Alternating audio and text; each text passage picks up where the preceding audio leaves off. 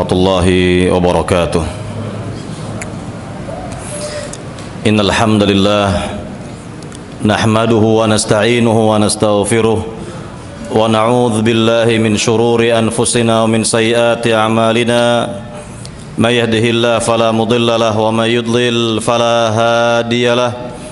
Asyhadu an la ilaha illallah wahdahu la syarika lah wa asyhadu anna Muhammadan abduhu wa rasuluh. Amma ba'd, fa inna astaqal hadithi kitabullah wa khairal hadi hadi Muhammadin sallallahu alaihi wasallam wa syarrul umuri muhdatsatuha wa kullu muhdatsatin bid'ah wa kullu bid'atin dhalalah wa kullu dhalalatin finnar. Para jamaah yang dimuliakan Allah Subhanahu wa taala, alhamdulillah binikmatillahi tatimmus shalihat. Segala puji bagi Allah Subhanahu wa taala yang dengan nikmat-nikmatnya terlaksana amal-amal salih. Para jamaah yang dimuliakan Allah Subhanahu wa taala, satu pertanyaan saya ajukan kepada para jamaah yang hadir di sini. yakni apa tujuan secara pribadi untuk kita pribadi dan untuk kaum muslimin secara umum kita mempelajari manhaj salaf ini?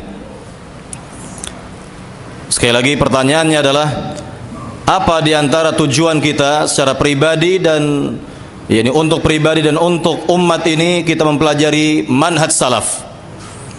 Tentu jawabannya adalah yakni agar kita secara pribadi selamat dunia akhirat. Agar kita secara pribadi selamat dunia sampai akhirat. Karena jika kita memiliki manhaj yang benar, yakni metode atau jalan atau cara beragama yang benar, sebagaimana cara beragamanya Rasulullah dan para sahabat, sudah pasti kita akan mendapatkan kebaikan khairai ad-dunya wal akhirah. Dua kebaikan, kebaikan dunia dan kebaikan akhirat. Kita akan mendapatkan ridha-Nya Allah Subhanahu wa taala dan kita akan dimasukkan ke dalam surga Allah Subhanahu wa taala. Sebagaimana Allah berfirman dalam surat At-Taubah 100, "Was-sabiqunal awwalun minal muhajirin wal ansar walladzina tabauhum bi ihsanin radhiyallahu anhum wa radu an wa 'adda lahum jannatin tajri tahtal anhar khalidina fiha dzalikal fawzul 'azim." Ya, artinya dan orang-orang yang pertama kali masuk agama Islam baik dari kalangan muhajirin maupun kalangan ansar, dan siapa saja, ingat di sini, siapa saja dari umat Islam ini yang mengikuti manhajnya para sahabat itu, mengikuti jalannya para sahabat itu dalam memahami agama Islam, maka Allah ridha kepada mereka dan mereka pun ridha kepada Allah, dan Allah telah siapkan bagi mereka surga yang mengalir di bawahnya sungai-sungai, mereka kekal di dalamnya untuk selamanya. Itulah kesuksesan yang besar, itulah keberhasilan yang besar, kata Allah Subhanahu wa taala. Maka ini merupakan tujuan kita mempelajari manhaj salaf agar kita selamat dunia akhirat. Kemudian untuk umat ini apa? Secara global untuk umat Islam ini apa? Yakni tentunya kita dalam rangka menyambut bahwa masa depan dunia ada di tangan umat Islam. Ada di tangan umat Islam. Nabi sallallahu alaihi wasallam bersabda dalam hadis yang dikeluarkan oleh Imam Abu Dawud dan dimasukkan oleh Al-Imam Al-Albani rahimahullah dalam kitabnya Silsilah Al-Hadits As-Sahihah, Nabi sallallahu alaihi wasallam bersabda, "Idza tabaya'tum bil 'inah wa akhadhtum adhnab al-baqar wa raditum biz-zar' wa taraktumul jihada sallatallahu 'alaikum dhulla la yanzi'uhu 'ankum hatta tarji'u ila dinikum." Kata Nabi sallallahu alaihi wasallam, apabila kalian rela dan senang melaksanakan transaksi jual beli dengan sistem riba, di antaranya adalah al-'inah, kemudian kalian memegang ekor-ekor sapi dan sibuk dengan pertanian, yakni maksudnya adalah kalian senang dengan kehidupan dunia, senang dengan kehidupan dunia dan melupakan kehidupan akhirat, lalu kalian meninggalkan jihad, kata Nabi, ketahuilah bahwa jihad yang terbesar yang dijelaskan oleh para ulama di zaman kita sekarang ini adalah talabul ilmi, belajar ilmu agama. Itulah jihad yang paling besar di zaman kita sekarang ini yang dijelaskan oleh para ulama dunia. Maka kembalilah kita untuk belajar ilmu agama, kembalilah untuk belajar ilmu agama, baik secara manhaj, akidah, fikih, tafsir, dan lain sebagainya dari ilmu-ilmu agama. Sallallahu alaikum dhulla, kata Nabi, maka Allah subhanahu wa ta'ala akan memberikan kepada kalian kehinaan. Betul-betul hina umat Islam ini. Lihatlah bagaimana kehinaan umat Islam di zaman sekarang ini, karena kebanyakan mereka lari dari ilmu agama, tidak faham ilmu agama, tidak mempelajari ilmu agama dengan manhaj yang benar, cara memahami agama yang benar sebagaimana caranya para sahabat, manhajnya salafus salih. Maka Nabi mengatakan lagi, la yanzi'hu ankum hatta tarji'u ila dinikum, yakni kehinaan tadi tidak akan Allah cabut dari diri kalian hingga kalian betul-betul kembali kepada agama kalian yang murni, kembali kepada agama Islam yang murni, kata Nabi sallallahu alaihi wasallam. Ini saya tanya kepada para jamaah, Nabi bersabda seperti ini kapan? Tentu di hadapan para sahabatnya. Di zaman para sahabat Nabi bersabda ini, di zaman para sahabat yang kita ketahui bahwa zaman Nabi dan zaman para sahabat adalah zaman keemasan umat Islam. Zaman keemasan umat Islam. Ini di zaman Nabi dan para sahabat. Nabi sudah ingatkan ini 15 abad yang silam.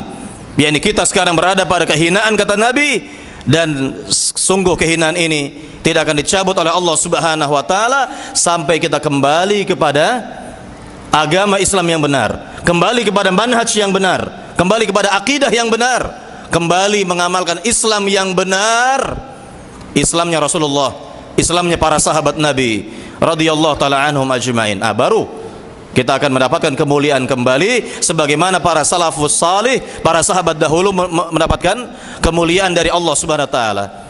Dan ini keluar dari lisan salah seorang sahabat Nabi yang mulia. Di antara mereka berkata, "Nahnu qaumun a'azzanallahu bil Islam, fa idza taghayna al-'izzata fi ghairihi adzallana Allah." Kami adalah suatu kaum yang telah dimuliakan oleh Allah Subhanahu wa taala karena Islam yang murni ini. Karena kami berada pada Islam yang murni ini. Seandainya kami menginginkan selain Islam yang murni ini, justru kami akan dihinakan oleh Allah Subhanahu wa taala. Justru kami akan dihinakan oleh Allah Subhanahu wa taala. Maka ingatlah dengan firman Allah Subhanahu wa taala yang terdapat dalam surat Ar-Ra'd ayat 11. Ini peringatan dari Allah Subhanahu wa taala, motivasi dari Allah Subhanahu wa taala sekaligus agar kita kembali kepada manhaj yang benar. Apa kata Allah dalam surat Ar-Ra'd ayat 11? Innallaha la yughayyiru ma biqaumin hatta yughayyiru ma bi anfusihim. Yang artinya, sungguhnya Allah Subhanahu wa taala tidak akan merubah nasib suatu kaum sampai mereka sendiri yang merubahnya, kata Allah. Sungguhnya Allah tidak akan merubah nasib suatu kaum sampai mereka sendiri yang merubahnya, kata Allah Subhanahu wa taala. Maka sekali lagi, dengan kita kembali kepada manhaj yang benar ini, kembali mempelajari metode para sahabat, jalan dan caranya para sahabat beragama, maka umat Islam secara umum akan mendapatkan kemuliaan kembali, kemuliaan dari Allah Subhanahu wa taala. Dan ini sekali lagi, kemuliaan ini dalam rangka menyongsong al-mustaqbal lil Islam. Masa depan dunia ada di tangan umat Islam. Masa depan dunia ini ada di tangan umat Islam. Kalaulah para jamaah membaca fenomena alam yang ada sekarang ini, apa yang tengah terjadi di dunia sekarang ini, kemudian dihubungkan dengan hadis-hadis Nabi yang mulia sallallahu alaihi wasallam, maka kita akan optimis dalam dakwah ini.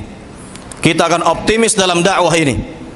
Saya tanya kepada para jamaah, apa yang terjadi, Pak, tanggal 13 kemarin antara Mekah dan Madinah? Semua menyaksikan.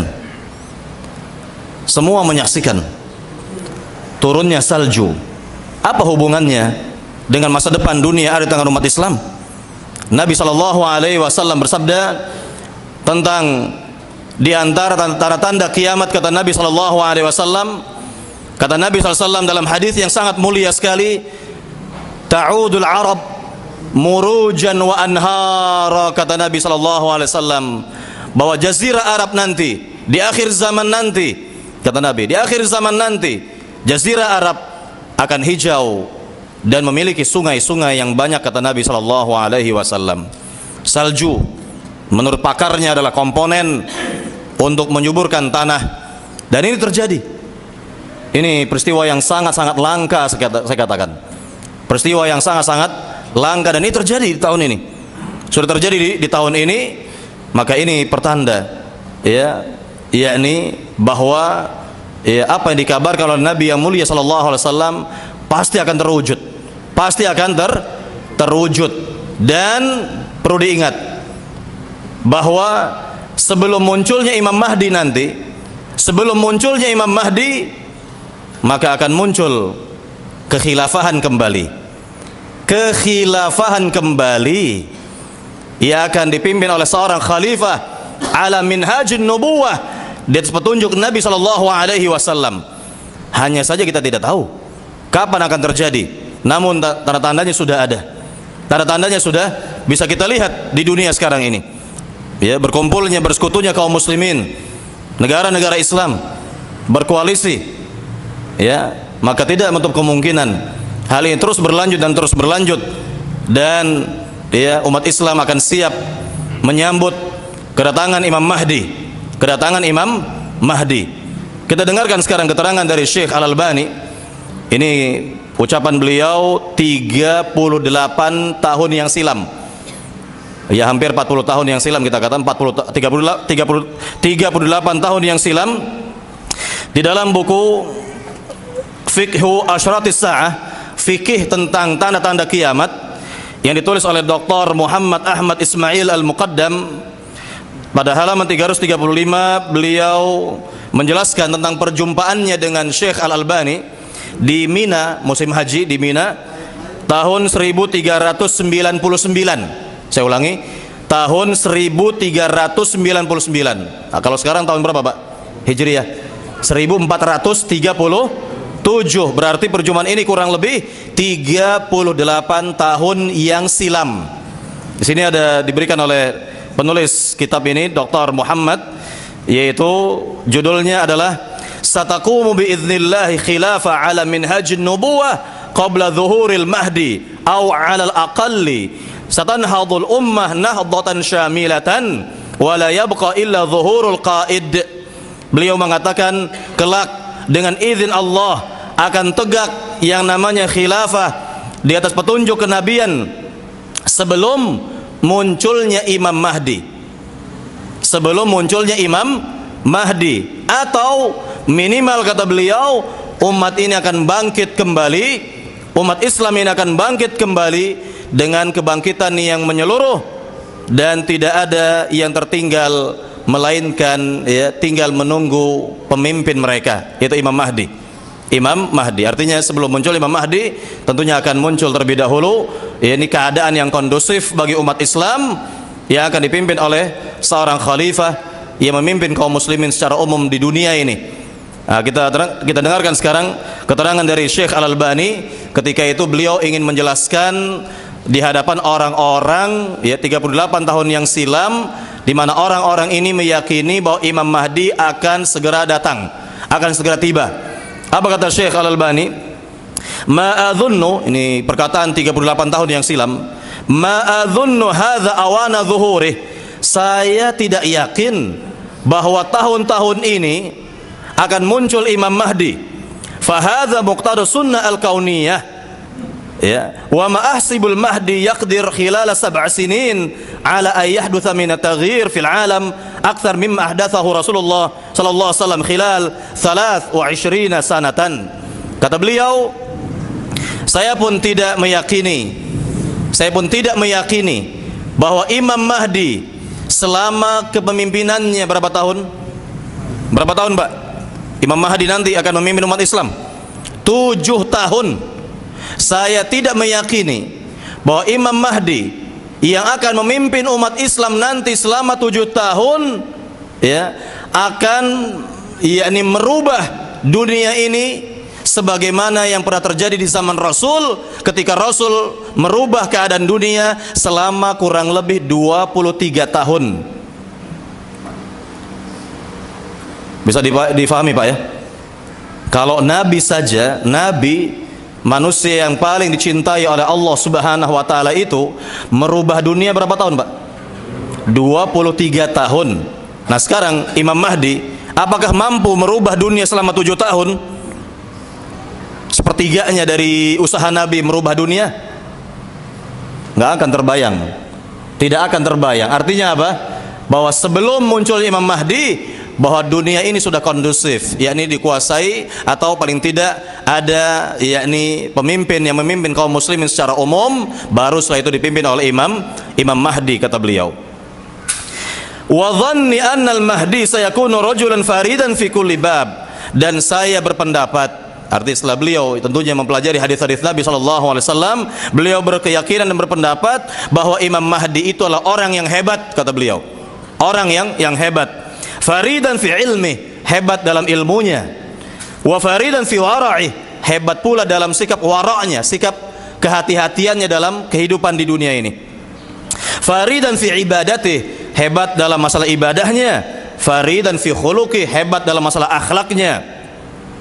Wa annahu sayadhhar, dan ia nanti akan muncul. Wa qad tahayya lil alam al-islami wad'un saluha fihi amrul ummah, dan ya, sebelum kemunculannya dunia ini telah kondusif, artinya umat Islam telah bangkit. Umat Islam sudah bangkit, ya, kata beliau, wa tammat fihi marhalata at-tasfiyah wa tarbiyah, dan sudah ada, yakni sudah berlangsung 2 periode tasfiyah dan tarbiyah. Tasfiyah artinya pemurnian agama Islam, tasfiyah yakni pendidikan agama Islam yang benar. Walam yabqa illa zuhuruz za'im al-musli alladhi yaquduhu wa huwa al-Mahdi, dan umat Islam ketika itu nanti tinggal menunggu pemimpin mereka saja, yaitu Imam Mahdi, kata beliau. Imam Mahdi. Saya tanya kepada para jamaah, Imam Mahdi ini nanti akan keluar dari negeri apa, Pak? Imam Mahdi lahirnya di mana, besarnya di mana? Ada yang tahu? Hah? Oh, Damaskus. Itu nanti berjumpaan beliau dengan Nabi Isa alaihissalam. Ini masih seperti arti orang biasa saja, belum dibaiat menjadi Imam Mahdi, belum dibaiat oleh para ulama dunia Islam nanti menjadi Imam Mahdi. Ya, dia ini kelahiran negeri apa, besar di mana, kemudian akan hijrah kemana? Imam Mahdi lahir dan dibesarkan di negeri Madinah. Dialah orang Madinah, kota Nabi sallallahu alaihi wasallam. Maka nanti pada masanya nanti dia akan keluar ke negeri Mekah. Dari Madinah menuju negeri Mekah. Maka para ulama yang telah mengetahui sifat-sifat Imam Mahdi akan membaiat Imam Mahdi. Di mana Imam Mahdi ini namanya sama dengan nama Nabi kita, yaitu Muhammad namanya. Bapaknya, nama bapaknya sama dengan nama bapak Nabi kita, yaitu Abdullah. Maka kita singkat Muhammad bin Abdullah Al-Hasani. Disebut Al-Hasani karena dari keturunan Al-Hasan bin Ali bin Abi Thalib. Al-Alawi, maksud dari keturunan Ali bin Abi Thalib. Al-Fatimi, dari anaknya Fatimah binti Rasulullah sallallahu alaihi wasallam. Ya, Muhammad bin Abdullah Al-Hasani Al-Alawi Al-Fatimi, begitu kurang lebih. Ya, dan julukan beliau, gelar beliau adalah Imam Mahdi. Disebut imam karena dia memimpin umat Islam. Mahdi artinya orang yang mendapat petunjuk dari Allah Subhanahu wa taala, yakni keadaan imam ini, keadaan orang ini akan diperbaiki oleh Allah dalam tempo semalam. Dalam tempo semalam, kata Nabi dalam hadisnya begitu. Dalam tempo semalam dia mendapat kebaikan-kebaikan dari Allah Subhanahu wa taala dan dapat memimpin umat Islam, dapat memimpin kaum muslimin, dan umat Islam bersatu dengannya. Umat Islam akan bersatu dengan Imam Mahdi ini. Nah, sekarang kita dengarkan hadis-hadis Nabi yang lain untuk lebih memperjelas hal ini semua, ya. Karena tanpa dalil-dalil tentunya mungkin saya dianggap saya berdongeng. Saya ini berdongeng, ya, ini tidak akan mungkin diterima oleh orang, ya, karena tidak ada dalil yang menyertakannya, kan begitu. Kita dengarkan di sini keterangan dari Nabi SAW dari sahabat Mu'adz bin Jabal, hadis Abu Daud, dalam riwayat Abu Daud, dan dihasankan oleh Syekh Al-Albani dalam kitab Sahih Abu Daud. Apa kata Nabi SAW? Ini tanda-tanda saja, ya. Ya, ini berkenaan dengan, ya, ini Imam Mahdi di zamannya. Umranu Baitil Maqdis, kharabu Yathrib. Kelak kata Nabi SAW, Baitul Maqdis, Baitul Maqdis, ya, bukan seluruh Palestina, tidak, Baitul Maqdisnya, Al-Aqsa, Masjidil Aqsa-nya begitu. Baitul Maqdis ini, Masjidil Aqsa, kelak akan dikuasai oleh umat Islam nanti di zamannya, ya, akan dimakmurkan oleh umat Islam. Umranu Baitul Maqdis, kharabu Yathrib, yakni dengan dikuasainya Baitul Maqdis, kata Nabi, maka Madinah akan hancur, negeri Madinah akan hancur, dihancurkan oleh Allah Subhanahu wa taala. Kharab, yakni Yathrib. Wa kharabu Yathrib khuruju al-malhamah, dan, ya, setelah kehancuran negeri Madinah akan terjadi al-malhamah. Apa malhamah, Pak? Hah? Kalau istilah orang, perang Armageddon. Perang Armageddon. Ini perang antara pasukan Islam dengan kekuatan Syiah. Pasukan Islam melawan komunis. Pasukan Islam melawan tentara Rom.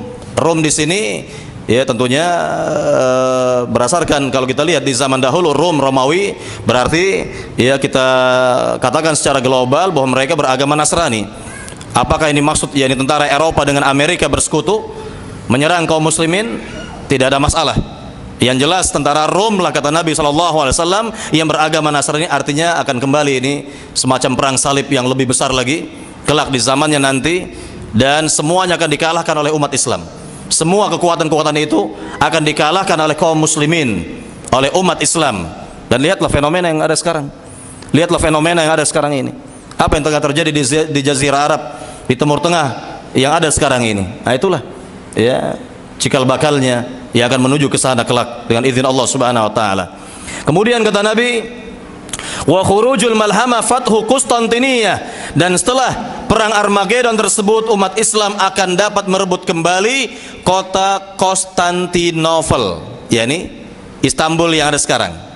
Yakni direbut untuk yang kedua kali. Bagaimana caranya, Pak? Direbut Turki yang ada sekarang ini oleh umat Islam. Nah, nanti tentunya perang Armageddon ini umat Islam akan dipimpin oleh Imam Mahdi. Imam Mahdi. Imam Mahdi. Maka, ya, selesai perang besar ini nanti, ya, malhamah ini, ya, umat Islam beserta Imam Mahdi akan menuju Turki, dan Turki akan dapat dikuasai secara menyeluruh oleh kaum muslimin cukup dengan takbir saja. Cukup dengan apa? Takbir, bukan dengan senjata. Bukan dengan senjata. Ini keterangan dari Nabi dalam hadis yang lain, ya. Kemudian setelah itu apa?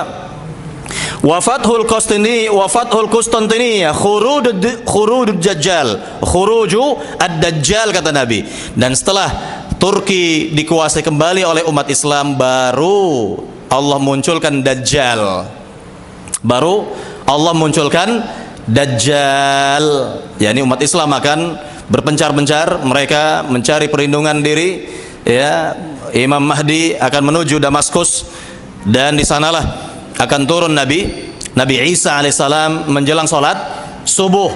Menjelang sholat subuh diturunkan oleh malaikat menjelang sholat subuh, maka berjumpalah Imam Mahdi, ya, dengan Nabi Isa alaihissalam di masjid Damaskus. Kemudian menjelang sholat subuh ini, ya, Imam Mahdi meminta kepada Nabi Isa untuk menjadi imam salat subuh. Apa kata Nabi Isa nanti?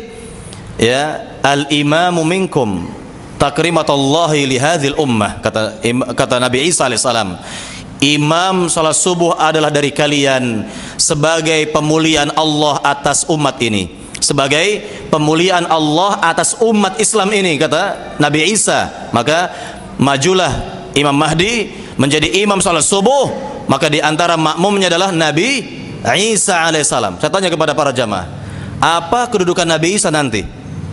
Apa kedudukan Nabi Isa nanti? Apakah yakni sebagai seorang nabi lagi? Tidak, karena tidak ada lagi nabi setelah Nabi Muhammad SAW.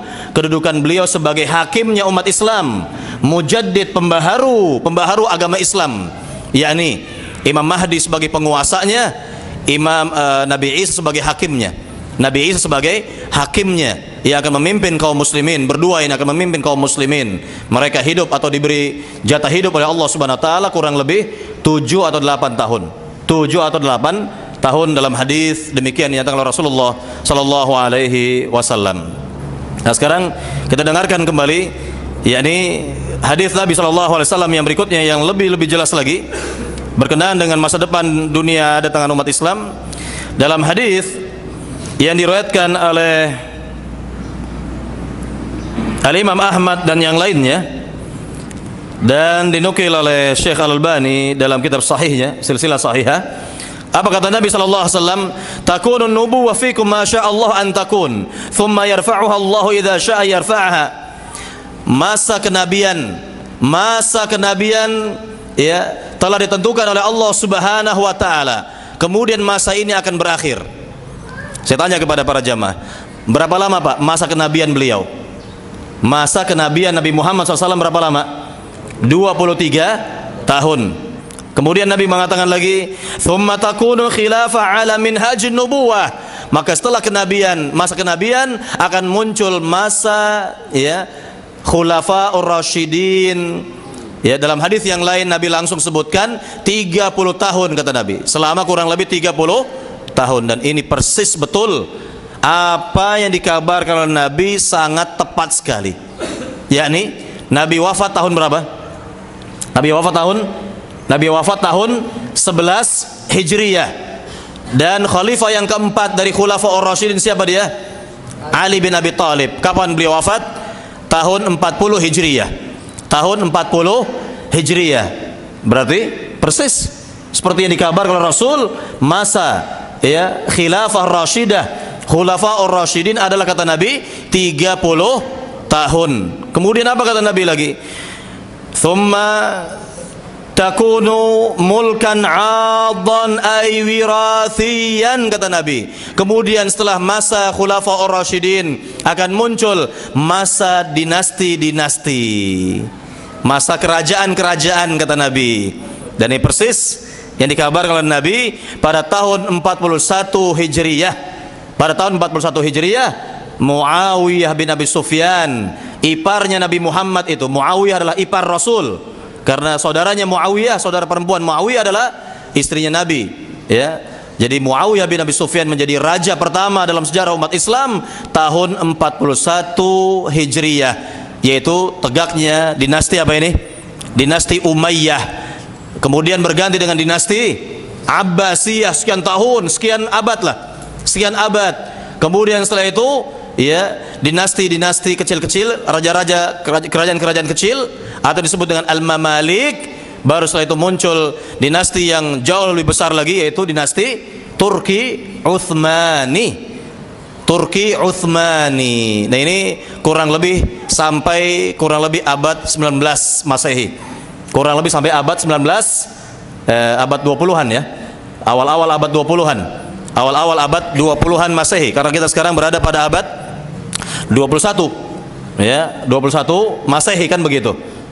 Maka ini tidak ada lagi dinasti-dinasti bagi umat Islam. Apa yang ada? Nabi sebutkan di sini, fayakunu jabriyan ay qahriyan, kata Nabi. Maka setelah masa dinasti itu adalah masa qahriyan jabriyan, yakni penguasa-penguasa yang berkuasa secara diktator, kata Nabi sallallahu alaihi wasallam. Yakni dijelaskan oleh para ulama diantaranya dengan cara kudeta militer lah, inilah itulah dan lain sebagainya. Pokoknya tidak ada dinasti lagi, udah. Intinya demikian. Kemudian apa kata Nabi di sini? Thumma takunu khilafatun ala minhajin nubuwah, thumma sakata. Kemudian setelah itu akan ada khilafah, kekhilafahan yang berdiri di atas petunjuk kenabian, kemudian setelah itu Nabi diam, kata sahabat yang mulia ini, ya, sahabat Nabi yang mulia yang meriwayatkannya.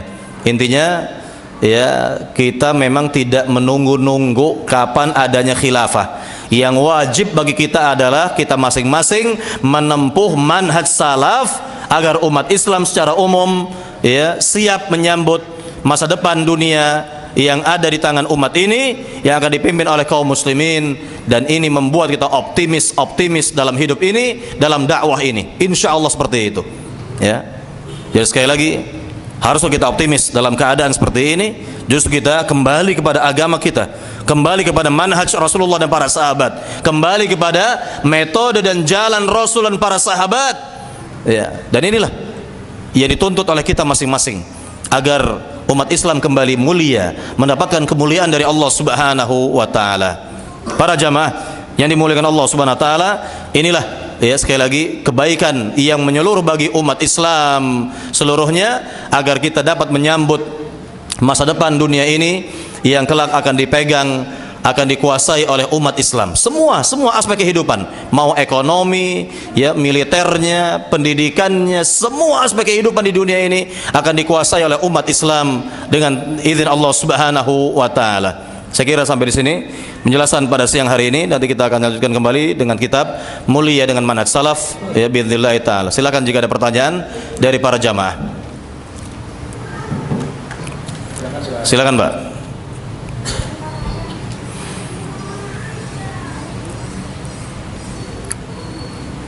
Silakan, satu atau dua pertanyaan, silakan. Ada pertanyaan?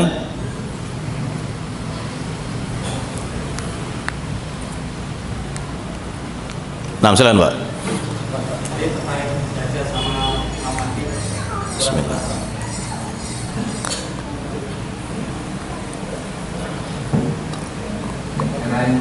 Dajjal sama Imam Mahdi nanti, apakah Dajjal dibunuh oleh Imam Mahdi? Lanjutan kelakuan kita. Ya. Pertama, Nabi menjelaskan tentang keluarnya Dajjal. Dari mana Dajjal keluar? Dari mana, Pak? Dajjal keluar dari arah timur. Dari arah timur. Timur itu adalah bagian Irak, Iran, ke sana itu timur semuanya. Itu timur semuanya. Ya. Yakni negeri-negeri, kata Nabi, yang banyak muncul berbagai macam fitnah, cobaan, musibah, malapetaka. Dari zaman Rasul itu sudah ada, yakni bahwa arah timur itu, negeri-negeri di arah timur itu, yakni akan muncul berbagai macam malapetaka bagi umat Islam ini. Di antaranya keluarnya Dajjal. Kemudian ketika Dajjal keluar akan diikuti oleh, kata Nabi dalam hadis, akan diikuti oleh 70.000 Yahudi Asbahan. Di mana Asbahan, Pak? Di Iran. Asbahan itu di Iran. Dan terbukti sekali bahwa di negeri Iran itu banyak sekali komunitas Yahudi. Banyak sekali komunitas Yahudi di Iran. Makanya saya katakan antara Yahudi dengan Syiah adalah 11-12. Bapak dan anak. Siapa bapaknya? Yahudi bapaknya. Anaknya siapa? Syiah. Jadi antara anaknya adalah Syiah. Kan begitu. Ya. 11-12 ini. Ya, 11-12. Jadi sekali lagi akan keluar, kata Nabi, 70.000 Yahudi Asbahan yang akan mengikuti Dajjal.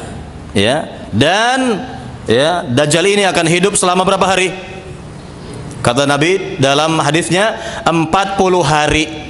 Dan 40 hari ini dijelaskan, hari pertamanya sama dengan setahun, hari keduanya sama dengan sebulan, hari ketiganya sama dengan seminggu, dan hari keempatnya sama dengan hari-hari kita ini, kata Nabi, 24 jam.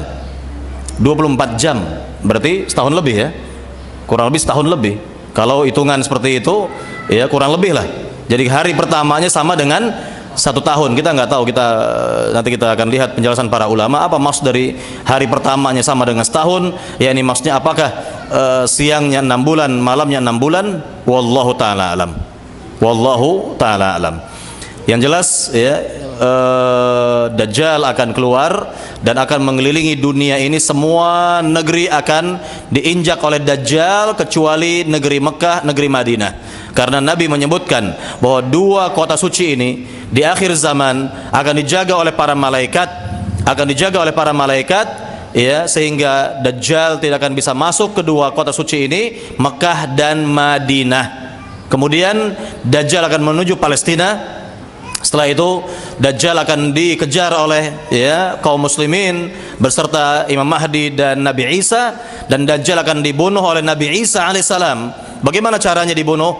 Nabi jelaskan bahwa Nabi Isa membunuh Dajjal dengan cara pandangannya saja, pandangan matanya ini, pandangan matanya itu, ya. Nabi gambarkan dalam hadis, dia akan lumer, Dajjal akan lumer sebagaimana garam dalam air. Nah, kalau zaman kita mungkin seperti lilin, akan lumer seperti lilin, ya. Dengan pandangan Nabi Isa alaihissalam, baru kaum muslimin akan memerangi orang-orang Yahudi, dan setiap orang Yahudi bersembunyi di balik batu, ya, atau apa saja, maka benda-benda itu akan berbicara dengan izin Allah. Seperti batu akan berbicara, ya Muslim, warai Yahud uqtul, wahai Muslim, di belakang saya ada Yahudi bersembunyi, bunuhlah dia. Kecuali, kata Nabi, illal gharqat fa innahu syajaratul yahud, kata Nabi, kecuali pohon gharqat, kecuali pohon gharqat, karena pohon gharqat itu adalah pohonnya Yahudi, kata Nabi sallallahu alaihi wasallam. Dan terbukti sekarang mereka sudah menanam jutaan pohon gharqat. Terbukti sudah. Yakni apa yang kita bisa ambil di sini, Pak? Orang Yahudi lebih faham hadis dari umat Islam, iya kan? Orang Yahudi lebih faham dan lebih meyakini hadis Nabi daripada umat Islam sendiri kepada nabinya sallallahu alaihi wasallam. Ini bukti nyata, ya. Di tanah atau di negeri yang mereka jajah sekarang ini, negeri Palestina yang mereka jajah ini, mereka tanam pohon gharqat, jutaan pohon gharqat. Percaya, Pak? Percaya nggak? Silakan pergi ke sana, Pak. Survei, betul nggak ada pohon gharqat di Israel sana? Ya, ini jelas. Ini kenyataan betul, ini fakta, realita. Ya. Nah, inilah yang kita lihat, ya. Jadi sekali lagi, ya, inilah berkaitan dengan akhir zaman nanti. Apa yang terjadi di akhir zaman, Nabi sudah mengabarkan. Wallahu ta'ala alam. Baik, saya kira sampai di sini perjumpaan kita pada siang hari ini, mudah-mudahan bermanfaat. Lebih kurangnya saya mohon maaf. Wallahu ta'ala alam. Sallallahu Muhammad walhamdulillah rabbil alamin. Subhanakallahumma bihamdik, la ilaha illa anta astaghfiruka wa atubu ilaik. Assalamualaikum warahmatullahi wabarakatuh.